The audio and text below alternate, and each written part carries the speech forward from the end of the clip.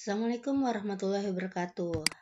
Anak-anak kelas 8, bagaimana kabar kalian semua? Tentunya baik bukan? Alhamdulillah kalau kalian semua baik-baik saja. Nah, pada hari ini Ibu akan memberikan materi kepada kalian tentang teks berita. Apa sih anak-anak teks berita itu? Nah, akan Ibu bahas di bab 1 ini. Menyingkap berita di balik peristiwa. Nah, di sini ada kata-kata tulislah peristiwa yang terjadi di sekitarmu menggunakan teks berita. Nah, jadi berita itu sendiri adalah informasi seputar peristiwa ya, kejadian luar biasa yang terjadi pada suatu waktu, tentunya bersifat aktual. Lalu, bagaimana sih cara menulis teks berita? Nah, cara menulis teks berita itu harus memenuhi unsur-unsurnya. Nah, dalam bahasa Indonesia kita mengenal dengan adiksimba. A apa, di mana, K kapan, si siapa, M mengapa, dan bagaimana. Mungkin kalian lebih sering mengenal dalam bahasa Inggris ya, yang 5W1H.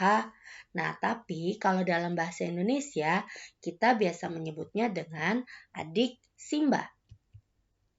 Anak-anak, secara umum teks berita ini memiliki struktur. Yang pertama ada kepala berita, biasa disebut dengan head. Jadi kepala berita ini berisi tentang judul berita utama. Lalu ada teras atau lead. Nah, teras ini berisi satu paragraf pembuka yang memuat intisari berita. Nah, di dalamnya ini berisi poin dari adiksimba. Lalu di dalam tubuh atau body ini berisi bagian isi yang menjelaskan unsur dari adiksimba. Dan yang terakhir ada kaki atau leg. Nah, kaki ini berisi penutup yang berupa simpulan. Nah, bahasa yang digunakan dalam teks berita itu harus bahasa yang baku.